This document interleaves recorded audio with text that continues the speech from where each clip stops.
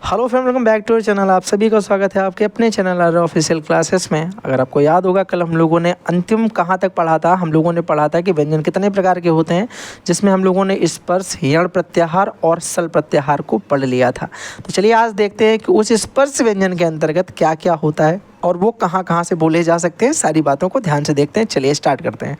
पहले नंबर पर देखिएगा, का वर्ण आपसे बोला गया है। का वर्ण का उच्चारण आप देखिए, का, ख, ग, घ, ण। जब आप ये सारी चीज़ें बोलेंगे तो आपके कंठ पर जोर पड़ेगा। वैसे मैं ये सारी चीज़ें मैंने आपको लिए लिख दी हैं, मैं आपको आगे बताऊंगा ही। आप चाहो तो ये अभी ना भी पढ़ो, ये बाद में मैं आपको करवाऊंगा, तब पढ़ा दूंगा, ठीक है।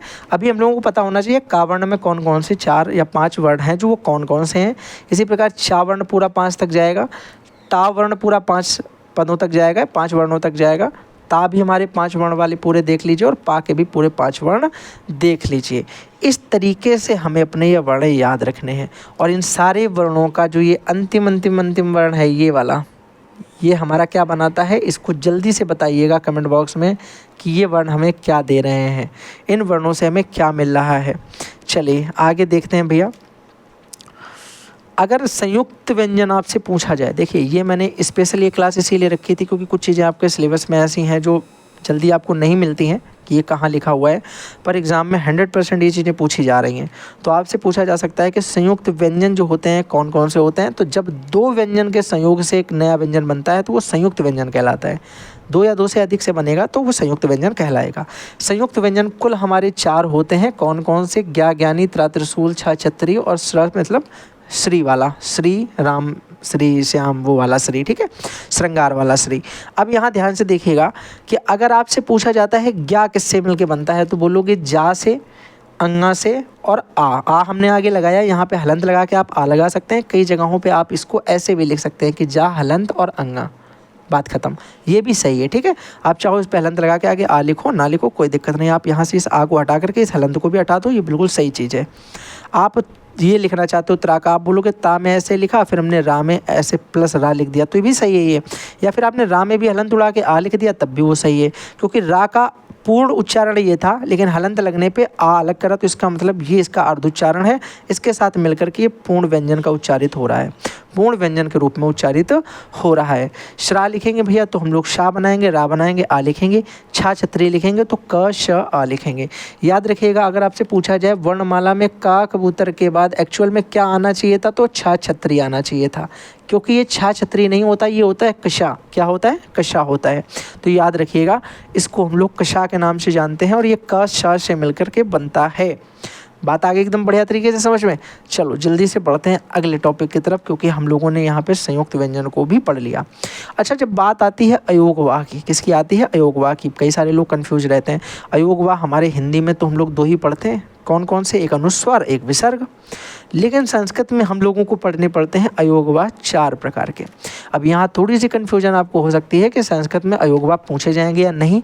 तो मैं आपको बता दूं कि संस्कृत में आपसे अयोगवा पूछे जाते हैं, एग्ज़ाम्स में पूछते हैं, यूनिट टेस्ट वगैरह में भी पूछते हैं, और साथ ही साथ आपके फाइनल एग्ज़ाम में भी ये आएंगे। बीच में जितने भी एग्ज़ाम होंगे इनके आने के चांस मैक्सिमम होते हैं। तो ये अयोगवा का मतलब क्या है? अयोगवा के अंतर्गत हम उन वर्ण को लेते हैं जिनको ना तो हम खुल के बोलते हैं कि यार ये स्वर है, ये भी नहीं बोलते कि ये स्वर है, और ना ही हम ये बोलते हैं कि ये व्यंजन है। मतलब एक ऐसी बीच की कड़ी जो स्वर के साथ भी प्रयोग हो जाती है, व्यंजन के साथ भी प्रयोग हो जाती है। जैसे मैंने कहा, अगर हम अनुस्वार को लेते हैं तो हम इनकार के लिए भी इसका प्रयोग कर लेते हैं और झनकार के लिए भी इसका प्रयोग कर लेते हैं।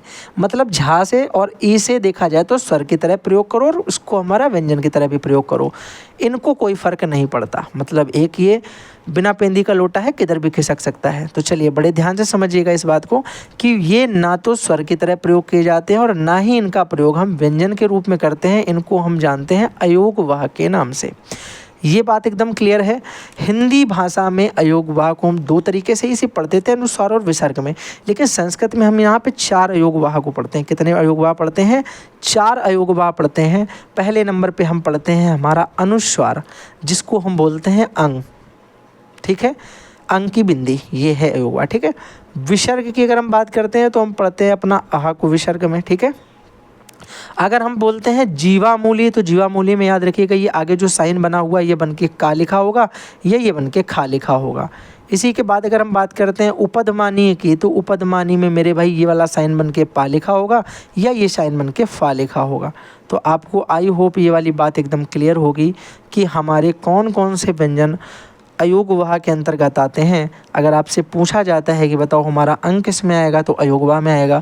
आहा यानी विसर्ग किस में आएगा, अयोगवाह में आएगा। जीवामूली का और जीवामूली खा को याद रखेंगे, और जीवामूली पा और फा को, सॉरी उपधमानी पा और फा को भी हम याद रखेंगे। सॉरी, चलिएगा यहाँ तक आपको मेरे हिसाब से बातें समझ में आ गई होंगी। अयोगवाह क्या है ये मैंने आपको बता दिया। अयोगवाह कौन कौन से, कहाँ कहाँ हैं, कैसे कैसे हैं, सब आपको पता चल चुके हैं।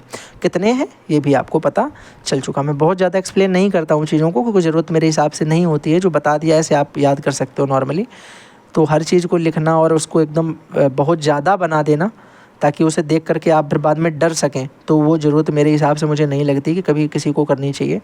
लेकिन फ़िलहाल कुछ टीचर्स हैं जो ये चीज़ें कर देते हैं, मैं उन पे भरोसा नहीं रखता हूँ फ़िलहाल तो, और भगवान दया से खुश भी हूँ ना रख कर के भरोसा। ठीक है, चलिएगा।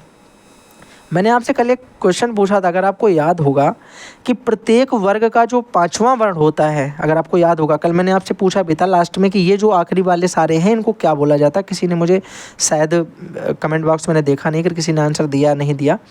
उनको अनुनासिक वर्ण बोला जाता है। क्या बोला जाता है, अनुनासिक वर्ण, यानी ऐसे वर्ण जिनके उच्चारण में, देखिएगा, जिनके उच्चारण में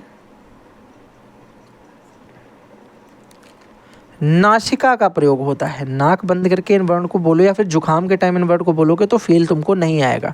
तुमको फील लाने के लिए क्या करना पड़ेगा भैया, इन वर्ण को एकदम शुद्ध वाली देसी वाली स्टाइल से बोलने के लिए थोड़ा अपने आप को स्वस्थ रखना पड़ेगा। ठीक है, जुकाम बुखार में ये वर्ड तुमसे नहीं निकलने वाले। तो आप बोलोगे हमको मिलेगा ण अइया, फिर ड़, फिर न, फिर म। इनको बोलते समय हमारे नाक से, नासिका से एक ध्वनि निकलेगी, उसको आप फील करोगे तो आपको पता चलेगा। ठीक है, तो ये हमारे हो जाते हैं सारे पंचम वर्ण पंचमाक्षर, यानी ये पंचम वर्ण एवरी किसके, वर्ग के। तो प्रत्येक वर्ग का जो अंतिम वर्ण होता है उसे हम लोग किसके नाम से जानते हैं, पंचम वर्ण के नाम से, अनुनासिक वर्ण के नाम से। तो मेरे हिसाब से चीज़ें एकदम क्लियर हैं। अगर एकदम क्लियर हैं तो जल्दी से मेरे साथ एक बार बताओगे कि भैया संस्कृत भाषा में वर्ण कितने होते हैं। अरे क्या हो रहा है भाई, छोटे छोटे बॉक्सेस बना देता हूँ। ठीक है, इन्हीं के अंदर लिखूँगा सारी चीज़ें। पता नहीं क्वेश्चन कौन सा कहाँ लिखूँगा, लेकिन जितने होंगे वो सारे लिख देंगे। अब आप बताओ संस्कृत वर्णमाला में टोटल कितने वर्ण होते हैं, 46। संस्कृत वर्णमाला में प्रत्याहार कितने होते हैं, 42। इम्पॉर्टेंट प्रत्याहार कौन कौन से हैं, अच, हल, शल, यण और अक। अक भी आपको याद रखना है। ठीक है, अगर आपसे पूछा जाए कि बताओ अच्छा भैया जो अच होते हैं वो कितने होते हैं, 13 होते हैं वर्ण, लेकिन अच प्रत्याहार कितने होते हैं, तो आप बोलोगे 9। वर्ण कितने होते हैं, 13। संस्कृत में स्वर वर्ण कितने हैं, 13 हैं, लेकिन संस्कृत में अच प्रत्याहार में स्वर वर्ण कितने हैं, 9 हैं। बात समझ में आ रही है, बोलोगे हाँ भैया बिल्कुल समझ में आ रही है। बड़ा आ नहीं होता है, बड़ी ई नहीं होता है, बड़ा ऊ नहीं होता है, बड़ी री नहीं होता है। आपने बताया था, ये तो रटी हुई चीज़ें हैं। फिर मैंने कहा चलो ये वाली बात भी तुम्हें समझ में आ गई, 46 तुमको आ गया, ये 42 तुमको आ गया, 13 तुमको पता चल गया, 9 तुमको पता चल गया, ये सारी बातें ठीक थी। भैया व्यंजन कितने थे, व्यंजन तो भैया 33 थे। उन 33 व्यंजन में से अगर मैं आपसे ये पूछूं कि सॉरी अभी तो स्वर पे ही आ जाओ, इन 13 स्वरों में से अगर हम तुमसे बात करें, इन 13 स्वरों में से जो पहले वाले नंबर के स्वर थे जिनको हम बोलते हैं कौन से स्वर, जल्दी से बताओ, जल्दी से बोलो भाई। एक प्लुत स्वर था, बोलोगे हाँ भैया प्लुत स्वर के बारे में किसको नहीं पता है। प्लुत स्वर तो हम सभी लोग जानते हैं, 3 गुना समय लेता है। तो भैया अगर प्लुत स्वर जानते हो तो उससे पहले वाला स्वर बताओ कौन सा होता है। आप बोलोगे प्लुत स्वर से पहले दीर्घ स्वर होता है, दीर्घ स्वर से पहले ह्रस्व स्वर होता है, लेकिन ह्रस्व स्वर के अंतर्गत कितने स्वर होते हैं ये बताओ जल्दी से। ह्रस्व स्वर के अंतर्गत कितने स्वर पढ़े थे, बोलोगे भैया 5 स्वर ह्रस्व स्वर के अंतर देखे थे, 8 स्वर हमने आपने बताए थे दीर्घ के अंतर्गत होते हैं, और प्लुत के अंतर्गत आपने सिर्फ ओम बताया था। तो ये दोनों भी आपको याद रखने हैं कि 5 किस में होते हैं, ह्रस्व में, 8 दीर्घ में।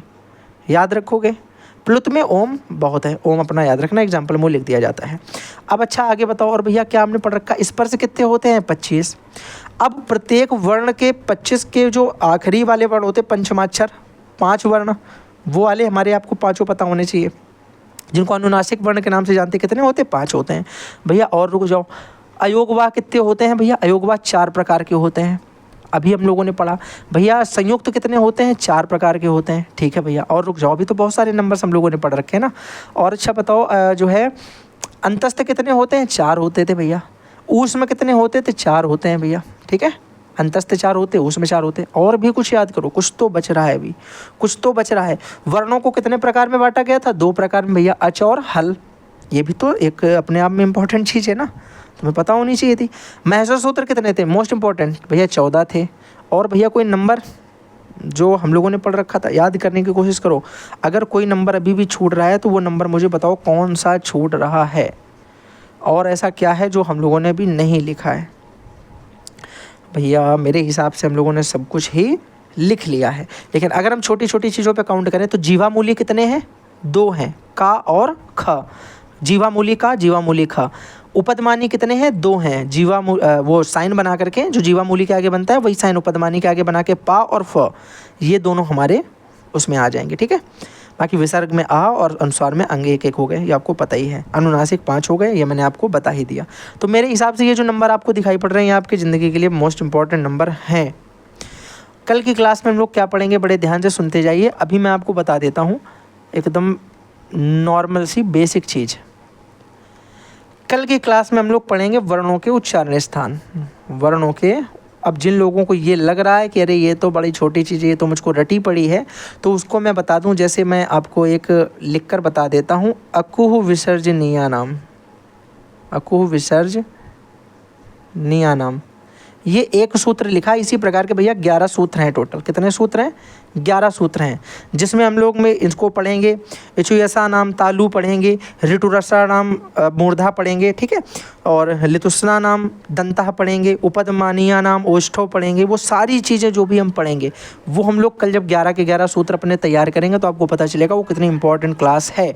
सबको पता है कि का वर्ण जो है कंठ से बोला जाएगा, उसमें आ भी आएगा, हा भी आएगा, विसर्ग भी आएगा, ये बातें सबको पता है।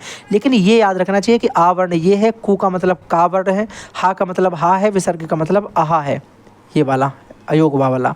इसका जितने चीज़ों का उच्चारण हो रहा है ये हमारा कंठ से होगा, तो इसको बोलते हैं हम लोग क्या? इसे हम बोलते हैं अकु विसर्जनीया नाम कंठः। ये सारी चीज़ें हम लोग कल पढ़ेंगे अपनी अगली क्लास में, जो भी होगी। शायद मेरे हिसाब से 4th क्लास होनी चाहिए थी, 3rd या 4th जो भी है। 3rd तो आज चल रही है, तो 4th ही क्लास है कल की। हाँ चलिए, तो इसी के साथ में देखिएगा मैथ के सारे कॉन्सेप्ट करवाए मैंने। मैथ की सीरीज अपनी चल रही है, वो भी देख सकते हैं, संस्कृत की देख सकते हैं। साथ ही साथ फर्स्ट पेपर, सेकंड पेपर मैं सारे एक एक करके कोशिश करूँगा कि मैं अकेले कैसे सारे हैंडल करूँ, बट मैं ट्राई करूँगा कि मैं सारे कर पाऊँ। चलिए इसी के साथ में थैंक्स फॉर वॉचिंग। फिर मिलते हैं अगले किसी नए सेशन के साथ में। Bye bye.